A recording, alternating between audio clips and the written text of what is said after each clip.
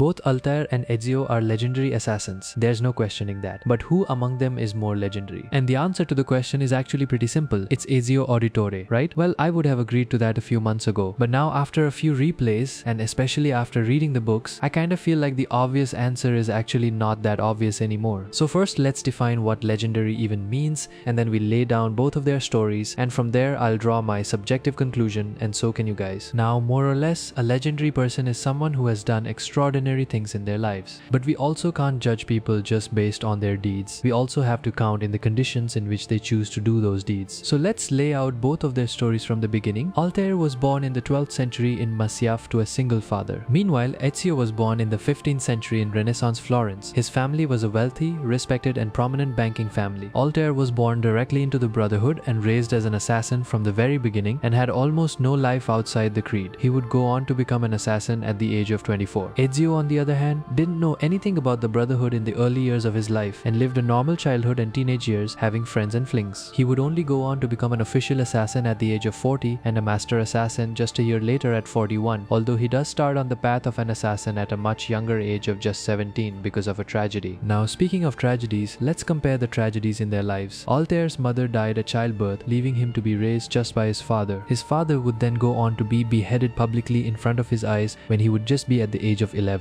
Later on, after he stops Al-Mualim and after he rebuilds the Brotherhood, he would go on a mission to deal with the Mongol threat along with his elder son Darim and his wife Maria. He would leave his closest friend Malik to lead the Brotherhood on his behalf and his younger son Sef to help Malik. Abbas Sofyan, another assassin who always hated Altair, would use this opportunity to kill Sef and frame Malik for it, to eliminate both threats and seize leadership of the Brotherhood to himself. This event disrupts Altair's mission to stop the Mongols as he returns to Masyaf enraged. What happens next is perhaps one of the darkest and most tragic events in all of Assassin's Creed lore. When Altair confronts Abbas, he is told that in the last moments of his son, right before he was killed, he was told that Altair himself had ordered the execution. Sef dies believing his father had betrayed him. This breaks Altair completely, and he uses the Apple of Eden to nearly kill Abbas and everyone around him, only to be stopped by his wife. But during the chaos, his wife is also killed. So within the same time, Altair loses his youngest son, his closest friend, and the love of his life. By now, Altair realizes that Abbas has taken over and that he cannot win without destroying the Brotherhood completely. So he leaves with his only remaining son to protect the apple from Abbas and lives in exile for nearly 20 years. In this time, they travel across the Middle East while studying the apple and helping the assassins from afar. At the age of 82, he returns to Masyaf and reclaims it after killing Abbas. And about a decade later, he sends everyone away to spread the Brotherhood and save them from the Mongols who were about to siege Masyaf. He himself, however, remains in Masyaf and seals himself in the hidden library. Now let's look at Ezio's life. Ezio was forced to grow up at the age of 17 and protect his sister and his mother all alone when he knew almost nothing about it at all. His father, his elder brother, and his younger brother were falsely accused of treason and were hanged right in front of his eyes. In a single day, he lost his childhood, his innocence, his home, and nearly his entire family. This is when he meets his uncle Mario, who becomes a father figure to him. Mario gives him and his family a safe place to stay, and he teaches Ezio about the Brotherhood and the ways of an assassin. Ezio goes on to spend the next 2 decades slowly hunting down people who conspired against his family and were responsible for their execution. Then, just when he thought his work was over, that he had avenged his family and stopped the Templar plans, his base is besieged by Cesare Borgia, the son of Rodrigo. Uncle Mario was captured and killed in this event. This tragedy teaches Ezio that the fight isn't over yet, but more importantly, he realizes that this was bigger than him. So instead of going for revenge again, he travels to Rome and spends years liberating and rebuilding the city and establishing a brotherhood there. Once the Templar influence is weakened in the city and the assassin order is strong enough to counter it without his help, he semi-retires and goes on a journey to seek wisdom. He grows obsessed with learning more and more about the legend of Altair. He travels to Masyaf and then to Constantinople. There, while working towards unveiling the secrets of Altair and also fighting Templar influence, he falls in love with a Venetian lady, Sofia, and after the events there, he and Sofia travel to Masyaf, where in the hidden legendary library beneath the castle, he finds the remains of Altair. Here he also finds the second apple of Eden, but at that moment he decides he has seen enough for a lifetime and decides to leave. Ultimately, Ezio decides to retire completely. With Sofia, he goes back to live in Italy and gets married. He has 2 children with Sofia. Ezio also had an unnamed child, but we almost know nothing about them, and that's perhaps a topic for another video. Later on, while visiting Florence with his wife and his daughter at the age of 65, sitting on a bench, Ezio has a conversation with a younger man. We don't know who the young guy is, but there are some interesting theories like that he was a young Templar, or that he was the Grim Reaper himself, whom Ezio saw as a younger version of himself. It is the last conversation he has before he passes away from a heart attack, peacefully sitting on a bench in the streets of a city he once fought to defend. I think the key difference between Altair's works and Ezio's works is that Ezio established and strengthened a fading brotherhood that would have perished without him, and in doing so saved a lot of people and their freedom. Altair, on the other hand, spent his whole life fixing a broken and corrupt brotherhood and gave it meaning and purpose. The answer to the question of who is more legendary is something that depends on who is asking and what matters more to them. It's subjective, and that's the best way to keep it while respecting both characters. But for me, I think it's Altair. He was born serving the creed and took his last breath doing so, and he did it mostly all alone.